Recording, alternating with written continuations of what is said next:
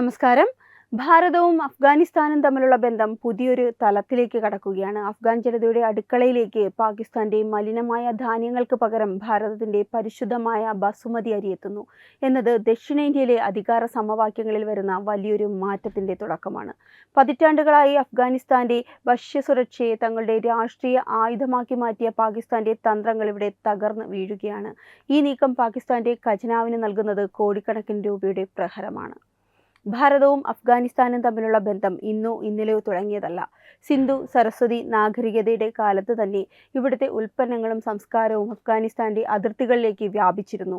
മൗര്യ സാമ്രാജ്യത്തിന്റെ കാലത്ത് ചന്ദ്രഗുപ്ത മൗര്യനും അശോക ചക്രവർത്തിയും കാബൂളും കാന്തഹാറും ഉൾപ്പെടുന്ന പ്രദേശങ്ങളിൽ ഭാരതീയ സംസ്കാരത്തിന്റെ സ്വാധീനം ചെലുത്തിയിരുന്നു. കനിഷ്കന്റെ കാലത്തും അതിനുശേഷം വന്ന പല ഭാരതീയ രാജവംശങ്ങളുടെ ഭരണകാലത്തും ഈ പ്രദേശങ്ങൾ വ്യാപാരത്തിന്റെയും വിജ്ഞാനത്തിന്റെയും കേന്ദ്രങ്ങളായിരുന്നു. എന്നാൽ ചരിത്രത്തിന്റെ നിർഭാഗ്യകരമായ വഴിത്തിരിവിൽ വിഭജനത്തിനു ശേഷം പാകിസ്ഥാൻ എന്നൊരു രാജ്യം നിലവിൽ വന്നതോടെ ഭാരതവും അഫ്ഗാനിസ്ഥാനും തമ്മിലുള്ള കരമാർഗമുള്ള വ്യാപാര ബന്ധം തടസ്സപ്പെട്ടു. പാകിസ്ഥാൻ ഭാരതത്തെയും അഫ്ഗാനിസ്ഥാനെയും തമ്മിൽ അകറ്റാൻ ബോധപൂർവം ശ്രമിച്ചുകൊണ്ടിരുന്നു.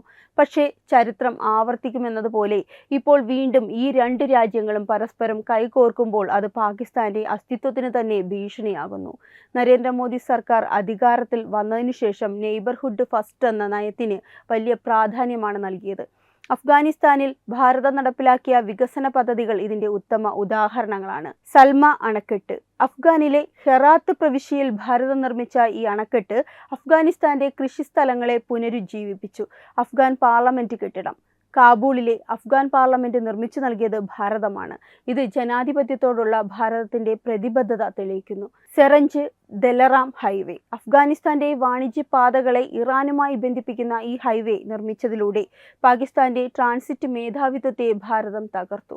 ഇത്തരം നിർണായകമായ ഇടപെടലുകൾ അഫ്ഗാൻ ജനതയുടെ ഹൃദയത്തിൽ ഭാരതത്തിന് വലിയ സ്ഥാനമുണ്ടാക്കിയിരുന്നു. പാകിസ്ഥാൻ ഭീകരവാദത്തെ പ്രോത്സാഹിപ്പിച്ചപ്പോൾ ഭാരതം വികസനത്തെയും അന്നത്തെയും പ്രോത്സാഹിപ്പിച്ചു. അഫ്ഗാനിസ്ഥാന്റെ വാർഷിക ബസുമതി അരി ഉപയോഗം 500,000 ടണ്ണാണ്. പാകിസ്ഥാൻ ഇതുവരെ അഫ്ഗാനെ ഒരു സാമ്പത്തിക അടിമയെപ്പോലെയാണ് കണ്ടിരുന്നത്. എന്നാൽ പാകിസ്ഥാനിൽ നിന്നുള്ള അരിയുടെ ഗുണനിലവാരക്കുറവും ഉയർന്ന വിലയും കാരണം അഫ്ഗാൻ വ്യാപാരികൾ വലിയ രീതിയിൽ അസ്വസ്ഥരായിരുന്നു. നിലവിൽ പാകിസ്ഥാൻ നേരിടുന്ന കടുത്ത സാമ്പത്തിക പ്രതിസന്ധിയും വിദേശ നാണയ ശേഖരത്തിന്റെ കുറവും അവരുടെ അരി കയറ്റുമതിയെയും ബാധിച്ചിട്ടുണ്ട്.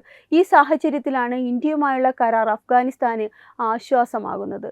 PhD chamber of commerce and industry പോലുള്ള സ്ഥാപനങ്ങൾ മുൻകൈയെടുത്ത് ഇരു രാജ്യങ്ങളെയും വ്യാവസായികളെ ഒന്നിപ്പിക്കുമ്പോൾ അത് പാകിസ്ഥാന്റെ വാണിജ്യ സാധ്യതകളെ ഇല്ലാതാക്കുന്നു.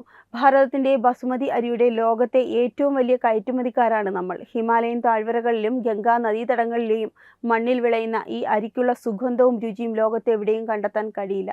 2020-21 കാലയളവിൽ മാത്രം 19,440 ടൺ അരിയാണ് അഫ്ഗാനിസ്ഥാനിലേക്ക് നമ്മൾ കയറ്റുമതി ചെയ്തത്. ഇന്നത് 20,000 ടണ്ണിലേക്കും അതിൽ കൂടുതലിലേക്കും ഉയരുമ്പോൾ അത് ഭാരതത്തിന്റെ കാർഷിക ശേഷിയുടെ ഉയർച്ചയെ കാണിക്കുന്നു.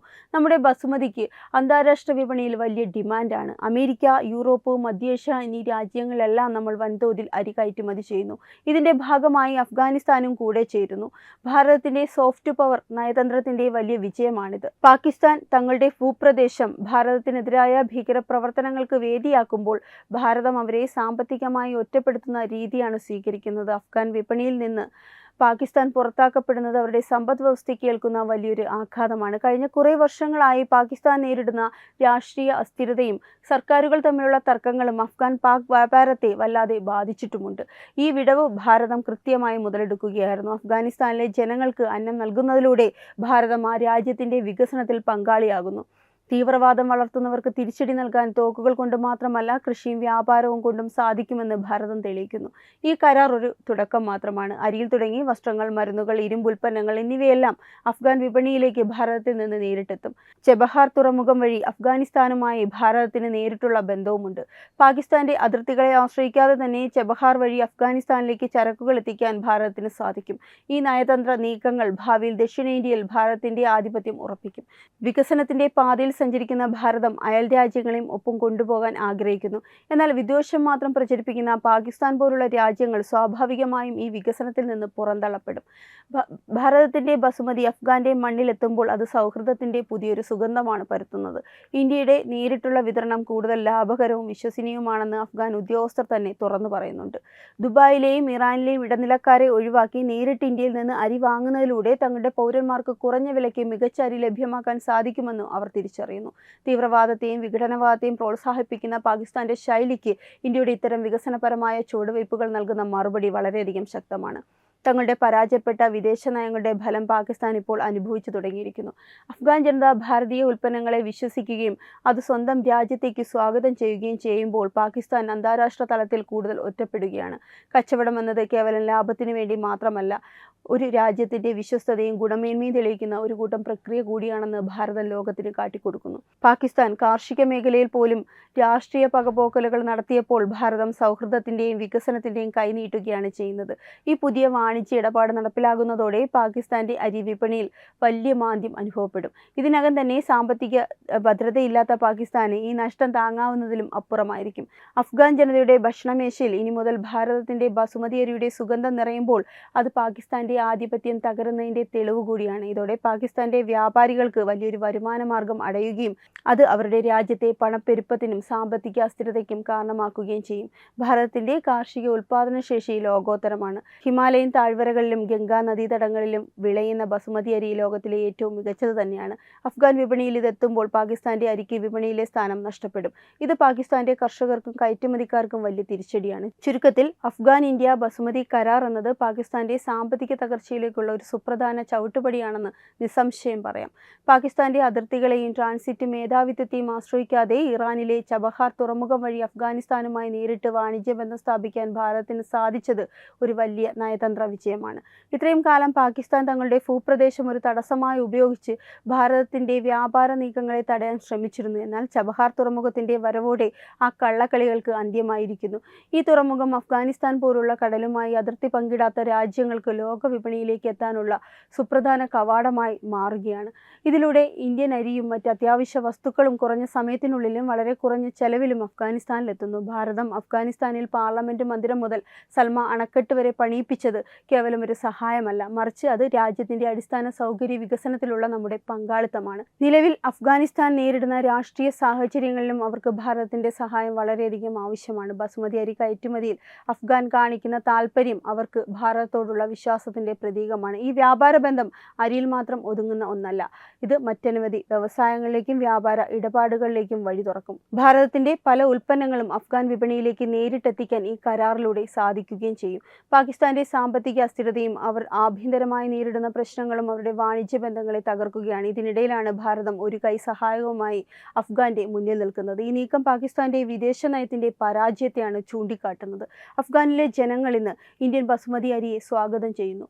പാകിസ്ഥാന്റെ അരിയുടെ ഗുണനിലവാരമില്ലായ്മയും അവരുടെ കപടമായ സൗഹൃദം തിരിച്ചറിഞ്ഞത് കൊണ്ടാണ് അവർ ഇങ്ങനെ ചെയ്യുന്നത്. ചബഹാർ തുറമുഖം വഴി നടപ്പിലാക്കുന്ന ഈ വ്യാപാരം പാകിസ്ഥാന്റെ കടന്നുപോക്ക് മേധാവിത്വത്തെ പൂർണ്ണമായും അവസാനിപ്പിക്കും. ഇത് ഭാരതത്തിന്റെ സാമ്പത്തികവും നയതന്ത്രപരവുമായ സ്വാധീനം ആഗോളതലത്തിൽ വർദ്ധിപ്പിക്കും.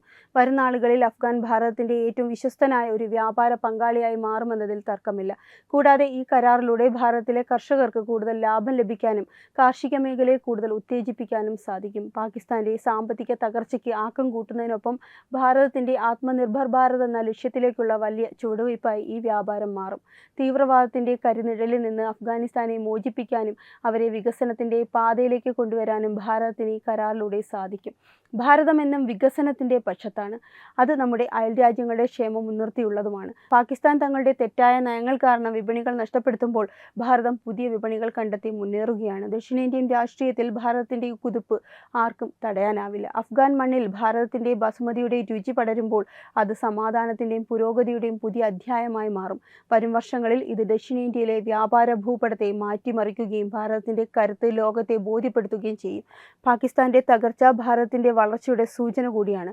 പാകിസ്ഥാന്റെ സാമ്പത്തിക തകർച്ചയും ഭാരതത്തിന്റെ വളർച്ചയും ഒരേ സമയം സംഭവിക്കുന്നു.